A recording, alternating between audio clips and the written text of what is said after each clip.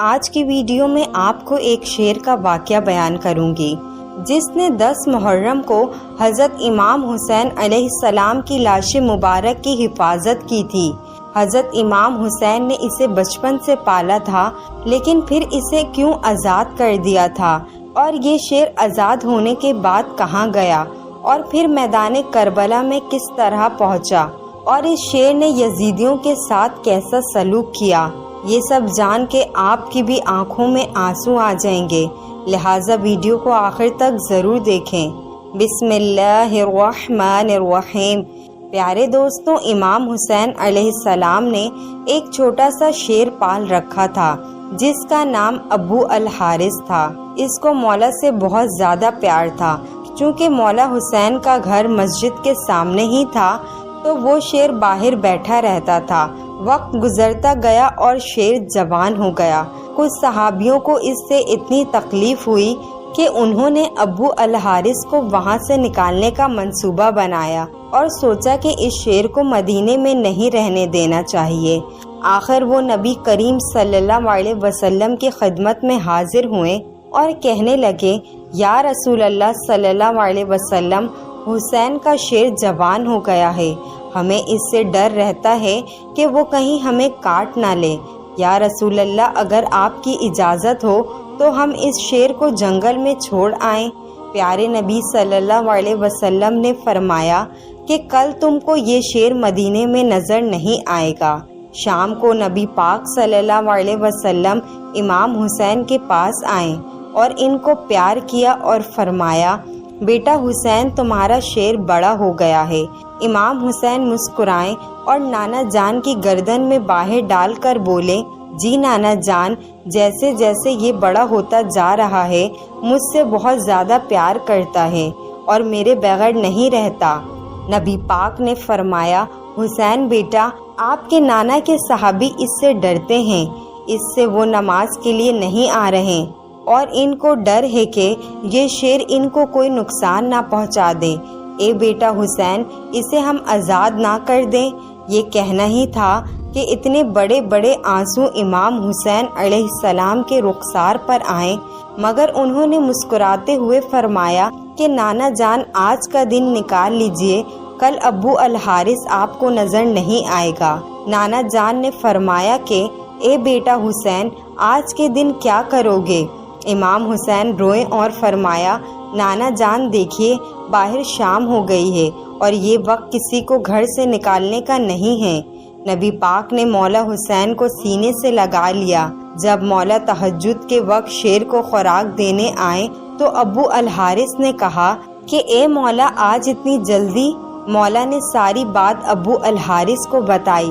ابو الحارث نے کہا کہ ٹھیک ہے مولا، میں چلا جاتا ہوں، پر ایک شرط ہے، پر دوسری دفعہ ملاقات ہو۔ امام علیہ السلام نے فرمایا کہ ٹھیک ہے، تاریخ یاد رکھو، 61 ہجری 10 محرم الحرام کو میدان کربلا کے ٹیلے کے پاس سے تمہیں ایک آواز آئے گی، بس اس آواز پر چلے آنا اور مجھ سے ملاقات ہو جائے گی۔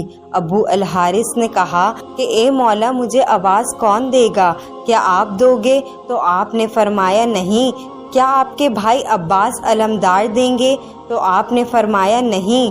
پھر پوچھا کہ اے امام، پھر مجھے آواز کون دے گا؟ پھر امام علیہ السلام نے روتے ہوئے فرمایا کہ میری 4 سال کی بیٹی سکینہ سلام اللہ علیہا تمہیں آواز دیں گی، یا ہماری اماں فیضہ سلام اللہ علیہا آپ کو آواز دیں گی۔ پیارے دوستوں، آج بھی کربلا میں وہ مقام موجود ہے جہاں کھڑے ہو کر بی بی فیضہ سلام اللہ علیہا نے ابو الحارث شیر کو آواز دی تھی۔ بروز عاشورہ کے جب بی بی فیضہ سلام اللہ علیہا نے ابو الحارث کو آواز دی کہ اے ابو الحارث، جلدی آ، میرے بابا کے لاش پر گھوڑے دوڑ رہے ہیں، مگر ہائے افسوس کہ جب ابو الحارث کربلا کی سرزمین پر پہنچا تو اس وقت امام علیہ السلام کی لاش مبارک 7 حصوں میں تقسیم ہو چکی تھی۔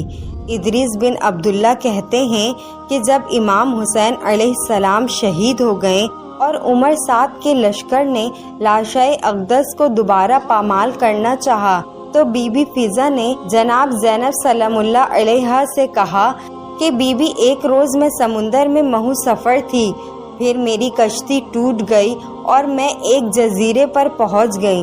وہاں پر ایک شیر میرے سامنے آ گیا۔ میں نے اس سے کہا کہ اے ابو الحارث، میں رسول خدا صلی اللہ علیہ وسلم کی کنیز ہوں۔ جب اس نے یہ سنا تو وہ گراتے ہوئے آگے بڑھ گیا اور راستے کی طرف میری رہنمائی کی۔ آپ مجھے اجازت دیں کہ میں اسے آواز دوں اور بلاؤں، میں اس کو یہ بتاؤں کہ یہ لوگ فرزند رسول اللہ صلی اللہ علیہ وسلم کے ساتھ کیا کرنے والے ہیں۔ بی بی فضا نے اس شیر کو آواز دی کہ اے ابو الحارث۔ شیر نے اپنا سر اٹھایا۔ بی بی فضا نے کہا کہ کیا تمہیں معلوم ہے کہ یہ لوگ تمہارے امام کے ساتھ کیا کرنے والے ہیں؟ یہ ان کا لاشا دوبارہ پامال کرنا چاہتے ہیں۔ یہ سن کر شیر امام علیہ السلام کے لاش پر آیا اور لاش اقدس پہ بلند آواز سے گھرانے لگا اور دونوں ہاتھوں سے لاش اقدس کو چھپا لیا۔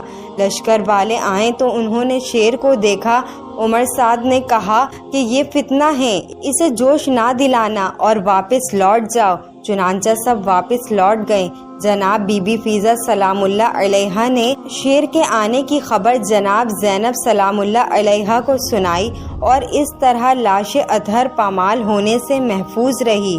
واضح رہے کہ یہ شیر مولا علی علیہ السلام کا پالا ہوا شیر تھا، جو کہ خاندان نبوت کا وفادار تھا اور آج بھی مولا علی سرکار سے منسوب ہے۔ جناب بی بی فضا سلام اللہ علیہا حضرت بی بی فاطمہ الزہرا کی وفادار کنیز تھیں، جنہوں نے بی بی فاطمہ سلام اللہ علیہ کی وفات کے بعد بھی ان کے بچوں کا ساتھ نہیں چھوڑا اور بی بی زینب اور جناب ام کلثوم کے ساتھ رہیں اور کربلا میں بھی امام حسین علیہ السلام کے ہمراہ رہیں اور ان کی بہن اور بیٹیوں کا سہارا بنی، جنہیں امام فضا سلام اللہ علیہا کہا جاتا ہے۔ رسول خدا صلی اللہ علیہ وسلم نے اپنی ظاہری زندگی میں بی بی فضا سلام اللہ علیہا کو 3 دعاؤں کی سہولت بخشی تھی۔ واقعہ کربلا پیش آنے سے پہلے وہ 2 دعائیں مانگ چکی تھیں اور ان کی تیسری دعا جو انہوں نے واقعہ کربلا کے لیے سنبھال رکھی تھی، لاش امام حسین علیہ السلام کو دوبارہ پامال ہونے سے بچانے والا ابو الحارث یعنی شیر فضا کو بلوانا تھا۔ سلام ہو رسول پاک صلی اللہ علیہ وسلم پر اور سلام ہو امام حسین علیہ السلام پر۔ پیارے دوستوں، کربلا کے اور بھی واقعات ڈسکرپشن باکس میں موجود ہیں، جسے سن کر آپ کی آنکھوں میں آنسو آ جائیں گے، لہٰذا اس ویڈیو کو بھی آپ ضرور دیکھیں۔ ملتے ہیں اگلی ویڈیو میں، فی امان اللہ۔